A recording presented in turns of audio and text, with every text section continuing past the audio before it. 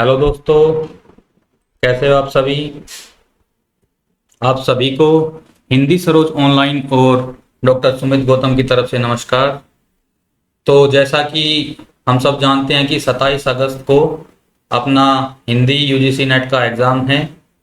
तो इसके लिए हम कमर कस के तैयारी करेंगे और इस एग्ज़ाम को एकदम क्रैक करके रख देंगे अब की बार। ठीक है, तो साथ में पढ़ाई करेंगे तो आराम से हो जाएगा। और इस क्लास में हम अपने 4 नंबर पक्के करने वाले हैं। बहुत ही इजी क्लास है, ध्यान देकर अगर पढ़ेंगे तो 4 नंबर आपके कहीं नहीं गए हैं। हम सब ठान के बैठे हैं कि पास होना ही है, जेआरएफ क्लियर करना ही है। तो इसमें हम पढ़ेंगे, हमारी पहली इकाई है। पहली इकाई कौन सी अपनी? हिंदी भाषा और उसका विकास। इसमें सबसे पहले पढ़ेंगे राजभाषा हिंदी। ठीक है, राजभाषा हिंदी पढ़ेंगे। इसके बाद में संसदीय राजभाषा समिति के बारे में जानेंगे थोड़ा सा। बहुत गहराई से नहीं पढ़ेंगे, अभी इतना समय नहीं है, पॉइंट टू पॉइंट एकदम पढ़ेंगे। ठीक है, इसके बाद में पढ़ेंगे हम राजभाषा अधिनियम 1963। ओके, इसके बाद राजभाषा नियम 1976। देखिए, इन दोनों में कंफ्यूज नहीं होना है हमें।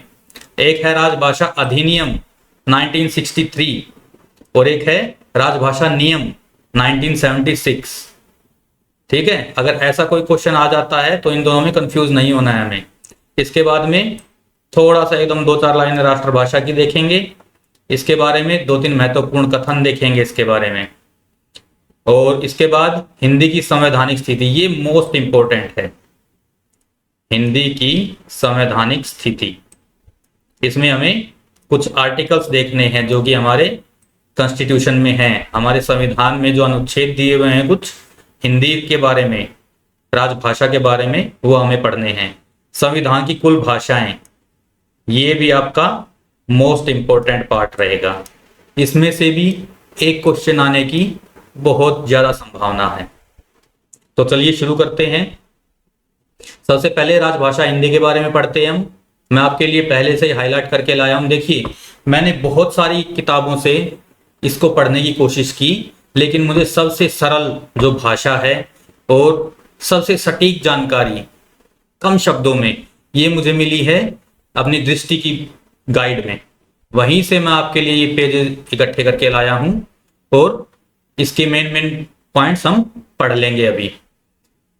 तो इनको मैंने पहले ही हाईलाइट कर दिया है ताकि ज्यादा टाइम ना लगे। तो ये देखिए कि संविधान सभा में सबसे पहले समांतर स्टेट लैंग्वेज शब्द का प्रयोग सबसे पहले किसने किया था? सी राजगोपालाचारी ने। ठीक है, सी राजगोपालाचारी ने किया था माफ कीजिएगा, सन 1949 में, सन 1949 में किया था। ठीक है, और इसका हिंदी अनुवाद राजभाषा के रूप में किया गया। ठीक है, स्टेट लैंग्वेज को बोला गया है राजभाषा। ये फिर राजभाषा की परिभाषा दे दी है, ये कोई ज्यादा महत्वपूर्ण नहीं है, इसको छोड़ सकते हैं। इसके बाद में राष्ट्रपति का आदेश, राष्ट्रपति का आदेश राजभाषा हिंदी के लिए कब हुआ था? 1955 में, 1955 में। ये याद रखने की बात है, इसे याद रखिएगा। इसके बाद में राजभाषा आयोग पढ़ेंगे हम। राजभाषा आयोग स्थापना किसने की थी? राष्ट्रपति ने। ठीक है, राष्ट्रपति ने की थी 1955 में। ये कुछ टेक्स्ट मिस हो गया यहाँ पे, कोई बात नहीं। गंगाधर खेर की अध्यक्षता में, गंगाधर खेर की अध्यक्षता में एक आयोग स्थापित किया गया था जिसका नाम था राजभाषा आयोग। तो राजभाषा आयोग किसकी अध्यक्षता में स्थापित हुआ था? गंगाधर खेर की अध्यक्षता में। ठीक है, इस आयोग ने कुछ सुझाव दिए थे। इनमें ये देखिए कि ये मेन पॉइंट है, ये मैंने पहले ही हाईलाइट कर रखा है। ये आना होगा तो यही पॉइंट आएगा। ठीक है, अगर क्वेश्चन आएगा इस जगह से तो इसी पॉइंट के बारे में आएगा, नहीं तो क्वेश्चन इससे आएगा ही नहीं। ये है कि कितने वर्ष की आयु तक प्रत्येक विद्यार्थी को हिंदी का ज्ञान करा दिया जाना चाहिए गंगाधर आयोग के हिसाब से। तो आएगा 14 वर्ष। ठीक है, इसमें यही याद रखने योग्य बात है। आगे देखते हैं हम संसदीय राजभाषा समिति। ठीक है, संसदीय राजभाषा समिति का गठन किया गया था। ठीक है, 1959 में। ठीक है, इसमें भी ये देखिए, ये है संसदीय राजभाषा समिति और ये है राजभाषा आयोग, दोनों अलग अलग हैं। बहुत से शब्द इसमें कंफ्यूज करने वाले मिलेंगे आपको, लेकिन दोनों में क्लियरिटी होनी चाहिए। ठीक है, राजभाषा आयोग ऐसे आप याद कर सकते हैं कि राजभाषा आयोग, आ पहले आता है तो आयोग का गठन पहले हुआ। ठीक है, यानी 1955 में। दो सन तो याद रखने ही है, 1955 और 1959। ठीक है, तो राजभाषा आयोग वो पहले 1955 में। ठीक है, और राजभाषा समिति आगे बाद में आता है, तो इसमें आ जाएगा 1959। ये याद करने के छोटे छोटे ट्रिक्स हैं, आपके भी अपने ट्रिक होंगे। ये मेरी ट्रिक थी जो मैंने आपको बता दी, तो इस तरह से हम इसको याद कर सकते हैं। तो इस समिति में क्या बताया गया था कि 1965 के बाद, 1965 के बाद हिंदी जो है ये प्रधान भाषा हो जाएगी। ठीक है, इसके बाद में राष्ट्रपति का आदेश आता है, ये कोई खास नहीं है, इसको छोड़ सकते हैं। हाँ, इसमें ये है, इस आदेश के तहत कौन से दो आयोगों की स्थापना की गई थी? दो आयोगों की स्थापना की गई थी भाई। ठीक है, राष्ट्रपति का आदेश आया था इन सिफारिशों के बाद में, तो दो आयोग स्थापित किए गए थे, एक वैज्ञानिक और तकनीकी शब्दावली आयोग, ठीक है, और एक विधायी आयोग। ठीक है, ये दोनों के दोनों इंपॉर्टेंट हैं, इन्हें याद कीजिएगा कि राष्ट्रपति ने क्या आदेश दिया था, कौन कौन से दो आयोग स्थापित करने का आदेश दिया था। वो है वैज्ञानिक और तकनीकी शब्दावली आयोग तथा विधायी आयोग, ये इंपॉर्टेंट है। इसके बाद में आ जाता है राजभाषा अधिनियम। ठीक है, राजभाषा अधिनियम 1963 का, 1963 का, और इसका संशोधन किया गया 1967 में, 1967 में। ठीक है, अमेंडमेंट हुआ इसमें। ये क्या बोलता है कि हिंदी को 1965 में एकमात्र राजभाषा बनाना है। ठीक है, संविधान के उपबंधों के अनुसार 1965 में हिंदी को भारत की एकमात्र राजभाषा बनाना है। लेकिन क्या हुआ, हिंदी क्षेत्रों ने बगावत कर दी। ठीक है, कि भाई हम तो नहीं मानेंगे। जैसे अपने नॉर्थ ईस्ट के राज्य हो गए, वहां तो इंग्लिश ज्यादा चलती है या फिर क्षेत्रीय भाषाएं चलती हैं। इसी प्रकार अपने साउथ इंडियन स्टेट्स जो हो गए, जैसे तमिलनाडु हो गया, कर्नाटका हो गया, है ना, आंध्रा हो गया, इन्होंने मना कर दिया कि भाई हम नहीं मानेंगे हिंदी को राजभाषा। ठीक है, इसके बाद में क्या हुआ, संकल्प 1968। संकल्प 1968 में क्या हुआ, यहां पे संशोधन हुआ। इसके बाद में ये चारों पॉइंट एक बार पढ़ लीजिएगा ऊपर ऊपर से, कोई बहुत ज्यादा जरूरी नहीं है, लेकिन एक बार पढ़ लीजिएगा। 1967 में जो संशोधन हुआ, उसके बाद में हिंदी भाषाई राज्यों की चिंता तो समाप्त हो गई, किंतु उन लोगों की चिंता बढ़ने लगी जो देश को की एकता के लिए हिंदी को एकमात्र राजभाषा के रूप में स्वीकार करना चाहते थे। ठीक है, इसमें भी कुछ खास नहीं है। राजभाषा नियम ये याद रखिएगा, बस ये जो हाईलाइट कर रखी हैं ये दो लाइनें। ठीक है, इसके बाद में राजभाषा नियम 1976, ये भी कंफ्यूज करने वाला है। एक है राजभाषा अधिनियम, एक है राजभाषा नियम, तो ऐसे याद कर लीजिएगा। पहले आता है तो 1963, और इसमें नया आया है पहले, तो ये 1976। ठीक है, इसका दायित्व किसका है, उपबंधों का क्रियान्वयन करना गृह मंत्रालय का। ठीक है, और इसमें कितने नियम निर्धारित किए गए थे, 12 नियम, ये याद रखना है। अच्छा, इसमें देखिए राज्यों को 3 वर्गों में बांट दिया था, क वर्ग, ख वर्ग और ग वर्ग। ठीक है, तो जी क वर्ग में क्या है, हिंदी भाषी क्षेत्र आ जाते हैं। ठीक है, जिनको हिंदी को राजभाषा मानने से कोई परहेज था ही नहीं, जैसे उत्तर प्रदेश, ठीक है, मध्य प्रदेश, राजस्थान, बिहार, हिमाचल, हरियाणा, दिल्ली, ऐसे ऐसे राज्य। ठीक है, और ख वर्ग में कौन से आते हैं? जहां पे हिंदी समझी जाती है पूरी तरह से और बोली भी जाती है कहीं कहीं। ठीक है, लेकिन फिर भी वो अपनी क्षेत्रीय भाषाओं को ज्यादा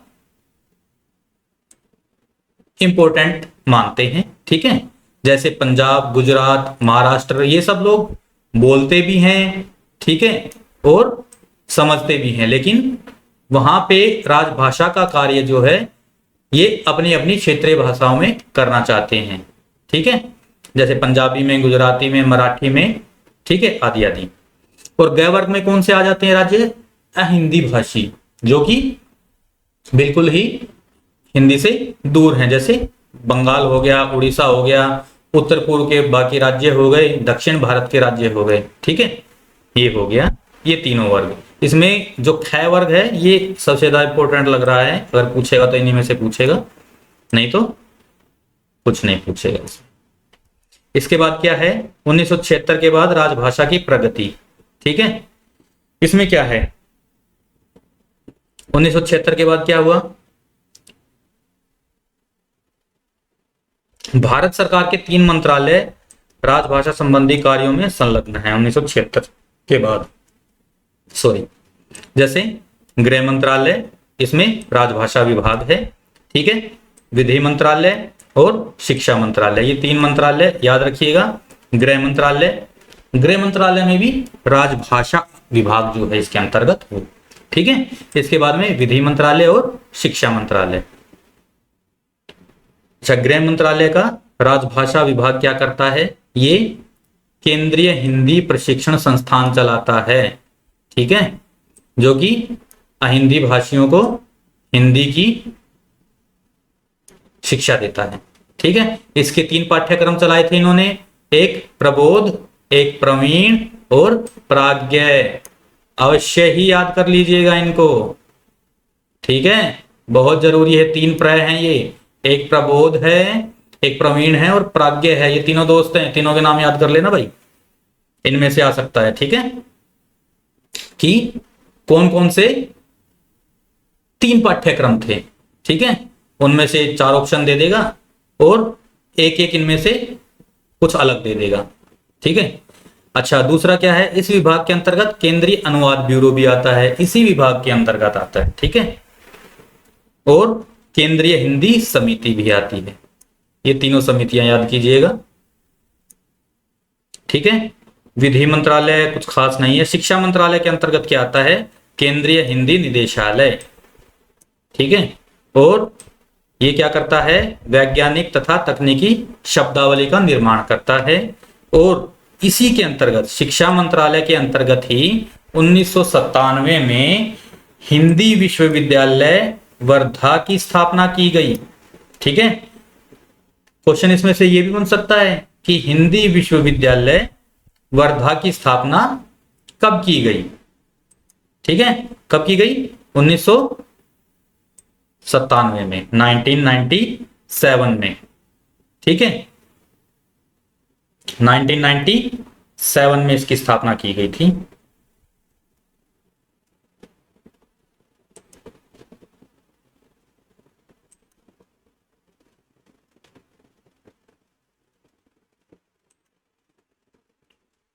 ठीक है, तो यहां तक हो गया था हमारा। इसके बाद में राष्ट्रभाषा। राष्ट्रभाषा की क्या क्या कसौटियां हैं? वह भाषा देश के सभी, वह भाषा देश के सभी या अधिकतम लोगों के द्वारा बोली जानी चाहिए। ठीक है, पहला पॉइंट तो यही है,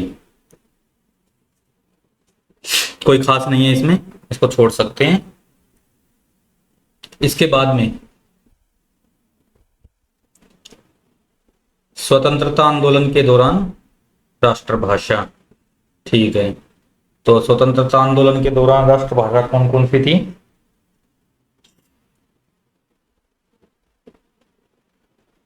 ये कोई ज्यादा इंपॉर्टेंट नहीं है, ये याद रख लेना कि 3 शताब्दियों तक फारसी रही थी।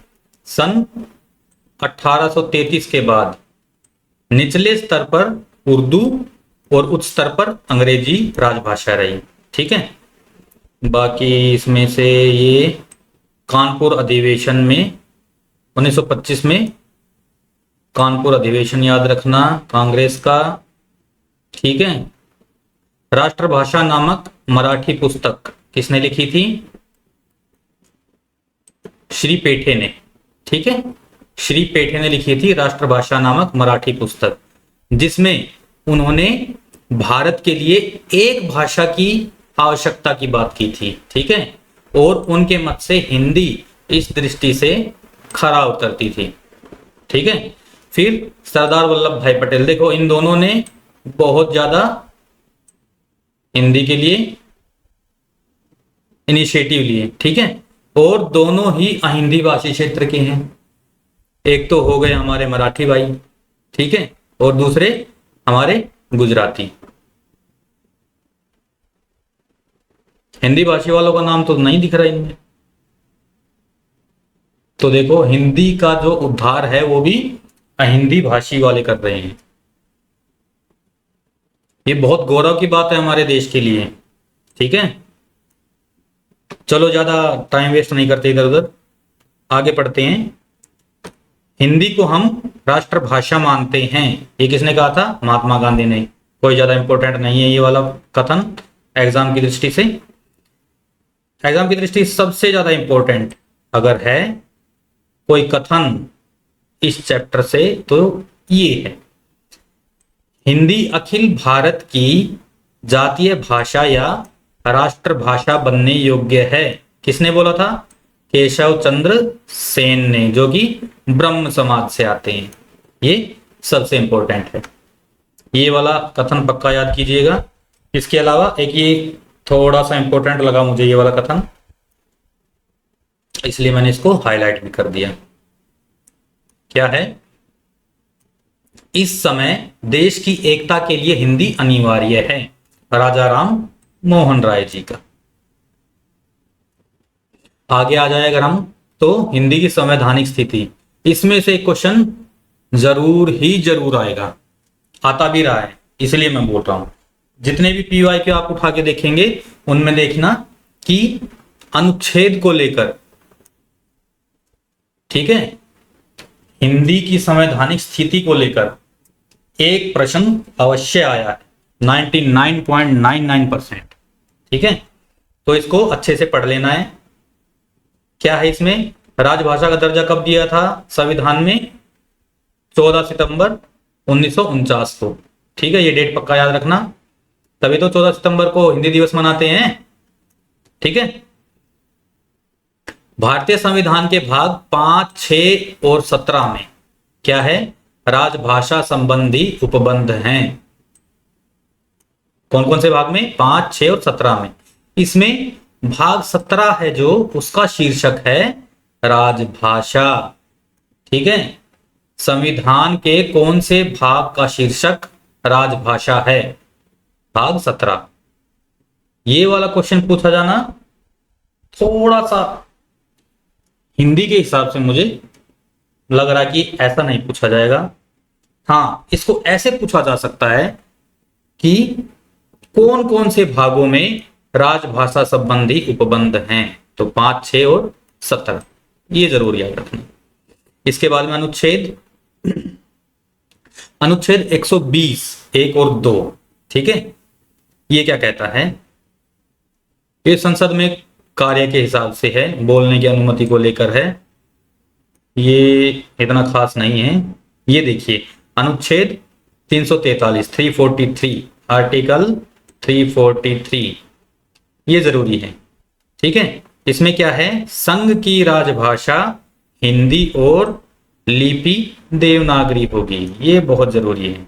ठीक है, किस अनुच्छेद के अनुसार हिंदी को संघ की राजभाषा और लिपि देवनागरी बताई गई है? तो वो हो जाता है अपना अनुच्छेद 343। ठीक है, आर्टिकल 343 ये इंपॉर्टेंट है, इसे पक्का याद करना भाई।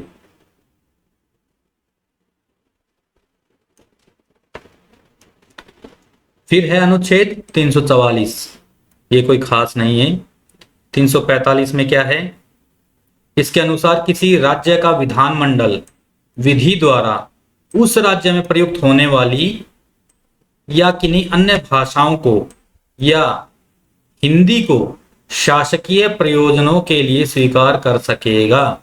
यदि किसी राज्य का विधानमंडल ऐसा नहीं कर पाएगा तो अंग्रेजी भाषा का प्रयोग यथावत किया जाता रहेगा। ठीक है, अगर चाहे तो कोई अन्य भाषा राजभाषा के रूप में इस्तेमाल कर सकता है, या फिर हिंदी को कर सकता है, और इनमें से नहीं करना चाह रहा तो अंग्रेजी चलाते रहो। पूरी खुली छूट है भाई इस अनुच्छेद में तो। ठीक है, तो ये कोई इतना ज्यादा इंपॉर्टेंट लग नहीं रहा है। इसके बाद में हाँ, ये वाला इंपॉर्टेंट है अनुच्छेद 346। इसमें क्या है कि संघ द्वारा निर्धारित भाषा एक राज्य और दूसरे राज्य के बीच में तथा किसी राज्य और संघ की सरकार के बीच में पत्र आदि की राजभाषा होगी। ठीक है, संघ द्वारा निर्धारित भाषा, ठीक है, यानी हिंदी। संघ द्वारा निर्धारित कौन सी है? संघ यानी पूरे इंडिया के लिए निर्धारित कौन सी है? हिंदी। ठीक है, तो अगर पश्चिम बंगाल अगर केंद्र में कोई चिट्ठी भेजता है तो हिंदी में भेज सकता है। हिंदी और इंग्लिश दोनों चलती है। ठीक है, लेकिन बांग्ला में नहीं भेजेगा, हिंदी या इंग्लिश, इन दोनों में से। चलो आगे है अनुच्छेद 347। 347 में क्या है? इसमें क्या है, दूसरी भाषा के बारे में दिया हुआ है कि दूसरी भाषा जनसंख्या का पर्याप्त भाग यह चाहता हो कि उसके द्वारा बोले जाने वाली भाषा को उस राज्य में मान्यता दी जाए। ठीक है, तो राष्ट्रपति यह निर्देश देगा कि उस राज्य में सर्वत्र या किसी उस भाग में, ठीक है, उस भाषा को जिसको लोग चाहते हैं, ठीक है, कोई भी क्षेत्रीय भाषा हो सकती है, उसको मान्यता दे देगा। ये भी कोई ज्यादा इंपॉर्टेंट नहीं है।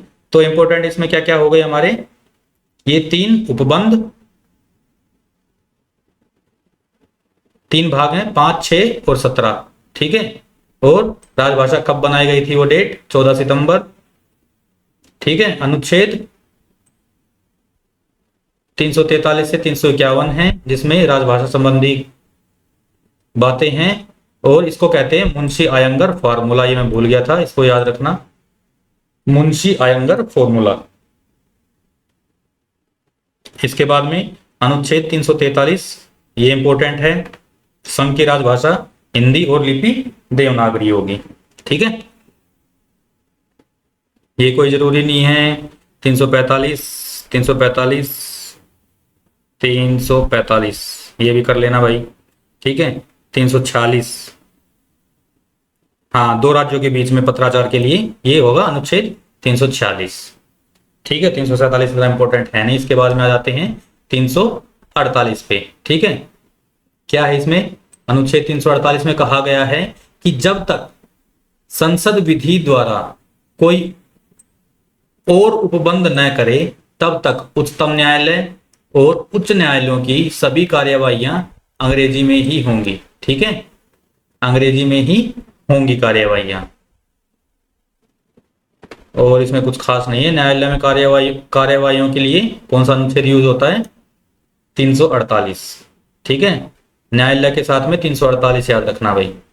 न्यायालय के साथ में अगर आता है तो कौन सा अनुच्छेद इसके साथ लिंक होगा? हमारा 348। ठीक है, फिर आ जाता है 349। 349 में क्या है जी? 349 के अनुसार संसद यदि राजभाषा से संबंधित कोई विधेयक या संशोधन प्रस्तावित करना चाहे तो राष्ट्रपति की पूर्व मंजूरी लेनी पड़ेगी। ठीक है, राष्ट्रभाषा से संबंधित अगर कोई संशोधन करना है तो राष्ट्रपति की पूर्व मंजूरी लेनी पड़ेगी। ये कौन सा अनुच्छेद बोलता है? 349। कोई खास नहीं है ये भी। ठीक है, अल्पसंख्यक के लिए 350। ठीक है, अल्पसंख्यक के लिए 350, और फिर आ जाता है हमारा 351। 351 में क्या है, संघ का यह कर्तव्य होगा कि वह हिंदी भाषा का प्रसार बढ़ाए। ठीक है, इसमें संघ को काम दे दिया है। ठीक है, जो दिल्ली में बैठी है ना सरकार, उसको। ठीक है, संघ का यह कर्तव्य होगा कि वह हिंदी भाषा का प्रसार बढ़ाए, उसका विकास करे। ठीक है, उसकी ड्यूटी हो गई है ये, ताकि वह भारत की सामाजिक संस्कृति के सभी तत्वों को अभिव्यक्त करने के लिए हिंदी को माध्यम बना सके। ठीक है, ये बहुत जरूरी है। ठीक है, इसमें आ जाता है ये अनुच्छेद, याद रखना भाई। ठीक है, ये बहुत बढ़िया ड्यूटी दे दी है केंद्रीय सरकार को, संघ को, ये याद रखना, ये इंपॉर्टेंट है।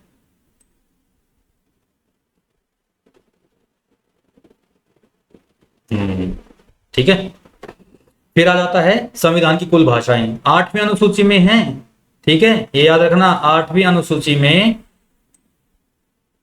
14 भारतीय भाषाएं थी। ठीक है, फिर 21वां संशोधन हुआ 1967 में, 1967 में। ठीक है, जिसमें सिंधी को 8वीं अनुसूची में शामिल किया गया। ठीक है, इसके बाद में 71वें संशोधन में, जो कि 1992 में हुआ था। ठीक है, इसमें 3 भाषाएं, नेपाली, मणिपुरी और कोंकणी को जोड़ दिया गया। ठीक है, ये सारे जो हाईलाइट की हुई हैं बहुत ही इंपॉर्टेंट है। ठीक है, बहुत ही इंपॉर्टेंट है, इनमें से आ सकता है क्वेश्चन 90%, आता भी रहा है, देख लेना पीवाईक्यू उठा के। ठीक है, और 92वें संशोधन में मैथिली, डोगरी, बोडो और संथाली, ये 4 भाषाएं शामिल की गई थी। ठीक है, तो क्या है भाई, ये देखो, अनुच्छेद 344 से लेके और 351 में 8वीं अनुसूची में कुल कितनी भाषाएं हो गई, 22। 14 तो शुरू में थी। ठीक है, 14 शुरू में थी, फिर 21वां संशोधन हुआ जिसमें एक भाषा सिंधी आ गई, 15 हो गई। ठीक है, 1992 में 3 भाषाएं और आ गई, नेपाली, मणिपुरी, कोंकणी, तो हो गई 18। ठीक है, 18 भाषाएं हो गई। इसके बाद में 2003 में मैथिली, डोगरी, बोडो और संथाली, 4 भाषाएं और आ गई, तो कुल मिला के हो गई हमारी 22 भाषाएं। ठीक है, एक बार पढ़ लेना, 22 की 22 भाषाएं एक बार पढ़ लेना बस। ठीक है, ध्यान में अपने आप रह जाएगी, बहुत समझदार हैं सबके सब, यूजीसी नेट का एग्जाम दे रहे हैं तो। ठीक है, भारत का नक्शा तो दिमाग में होगा ही, उस नक्शे के हिसाब से, और इन भाषाओं को भी दिमाग में बिठा लेंगे बस। ठीक है, इनमें से आ सकता है कि 8वीं अनुसूची में कौन सी भाषा नहीं है, ऐसा क्वेश्चन आ सकता है। ठीक है, 4 भाषाएं ऐसी दे देगा जो 8वीं अनुसूची में है, और एक भाषा दे देगा जो उसमें नहीं है, तो बताओ भाई कौन सी नहीं है। ठीक है, तो ये हो गया हमारा आज का टॉपिक कंप्लीट। ठीक है, इसको पढ़ लोगे, सरसरी नजर से एक बार देख लेना, एग्जाम वाले दिन 4 नंबर पक्के हैं फिर। ठीक है, अच्छा, तो 1 सितंबर से भाई मैं तैयारी करवाने जा रहा हूं शुरू, दिसंबर 2024 के लिए। ठीक है, ये रीनेट के चक्कर में सब कुछ लेट हो गया है, दिसंबर 24 के लिए। और सब लोगों ने तो बैच शुरू कर दिए हैं, मैं फ्रेश बैच लेके आ रहा हूं। ठीक है, 1 सितंबर से दिसंबर 24 यूजीसी नेट को टारगेट करना है हमें। ठीक है, जिनका भी दोस्तों का रह जाए, भगवान ना करे किसी का भी रहे, सबका हो जाए, मैं तो ये चाहता हूं भगवान से कि जो जो भी ये क्लास देख रहे हैं सबका नेट क्लियर हो जाए। ठीक है, बाद में आगे मेरी क्लास देखने की जरूरत ही ना पड़े। ठीक है, लेकिन जिसका नहीं होता है वो जुड़ जाना भाई। ठीक है, 1 सितंबर से, और कमेंट करके लिख देना कि आपको पढ़ना कैसे है, कैसे पढ़ना पसंद करोगे। कमेंट सब कर देना भाई, जो जो देख रहा है, कि बोर्ड पर पढ़ना पसंद करते हैं या पीपीटी से, ठीक है। जैसे आप लोगों को अच्छा लगे कमेंट करके बताना, ठीक है। जो भी टॉप में होगा, रैंकिंग अगर बोर्ड की ज्यादा है तो बोर्ड से पढ़ाएंगे, और पीपीटी की ज्यादा है तो पीपीटी से पढ़ाएंगे, ठीक है। पूरा सिलेबस करवा के दूंगा, 10 की 10 यूनिट। जुड़े रहना मेरे साथ, ठीक है। और जुड़े रहने के लिए सब्सक्राइब कर देना चैनल को, ठीक है। ठीक है, अच्छे से तैयारी करना। Like, share, subscribe. धन्यवाद।